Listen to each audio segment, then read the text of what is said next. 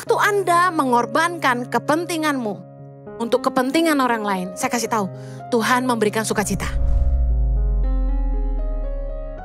Yang kedua, budaya dalam keluarga adalah kita mau berkorban, bukan saling mengorbankan. Amin.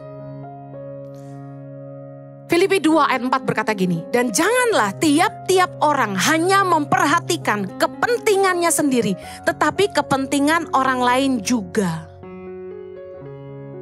Di dalam keluarga, karena kita sayang sama keluarga kita akan mengorbankan kepentingan kita sendiri demi menolong keluarga kita. Kita pasti mau berkorban, mengorbankan kepentingan diri kita sendiri demi kepentingan keluarga kita. Contoh, mungkin ada yang rumahnya gak besar. Mungkin dia sendiri hidup pas-pasan.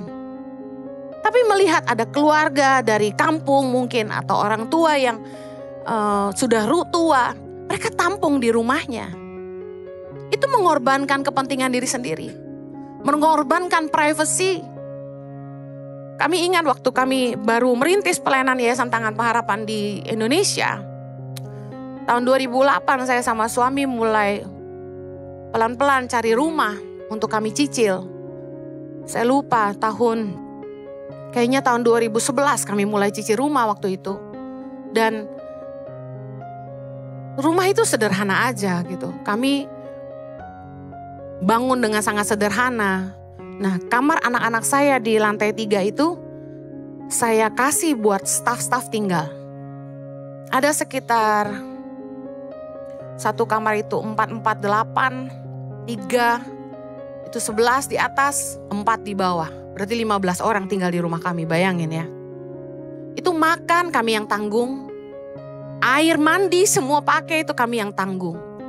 Saking rumah kami kebanyakan orang, lantai 1 tuh kamar mandinya sampai bocor. Jadi air itu meluap dari pembuangan.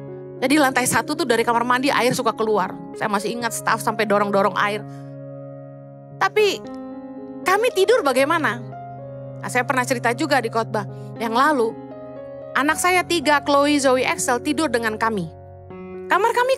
Kamar kami itu harusnya walk-in wardrobe kami. Jadi kalau yang tahu lemari yang kita bisa masuk ke ruangan, walk-in wardrobe. Nah, harusnya itu walk-in wardrobe kami sebelum ke kamar mandi. Tapi itu jadi kamar kami.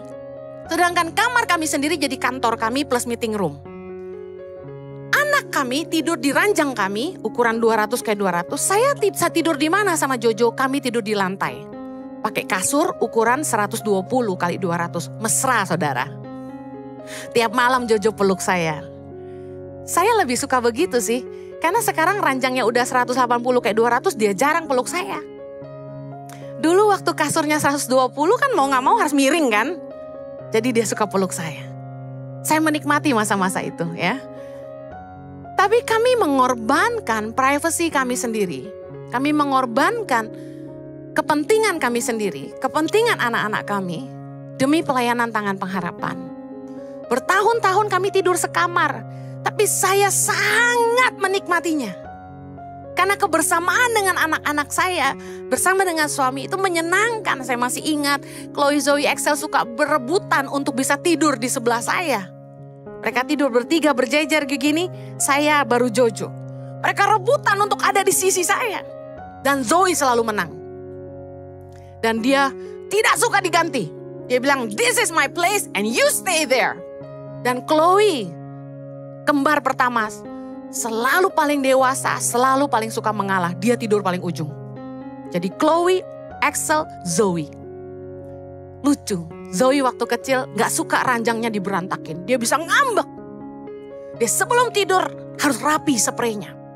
Saya ingat betul. Kebersamaan dengan anak-anak kami itu begitu menyenangkan. Gak terasa susah. Jadi saya kasih tahu.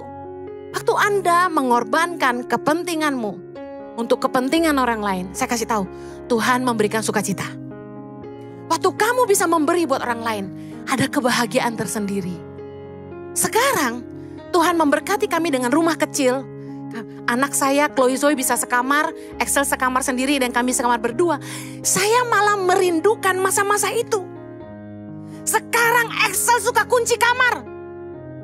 Chloe Zoe kalau lagi main sama temennya atau Dia dengar suara saya. Wah, dia langsung kunci pintu, keletek.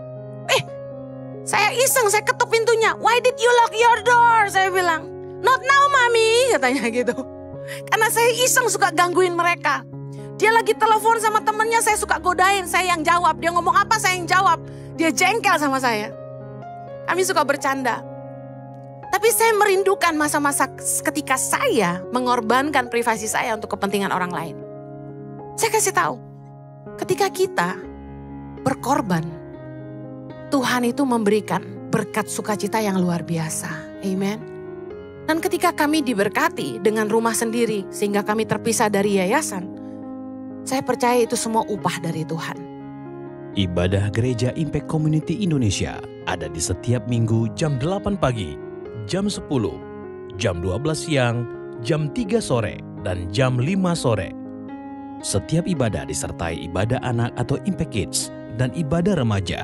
Anda bisa mengajak teman, keluarga, dan relasi untuk ikut beribadah bersama. Dan bagi anak-anak muda, ada Impact Youth jam 5 sore waktu Indonesia Barat di Gereja Impact Community Indonesia.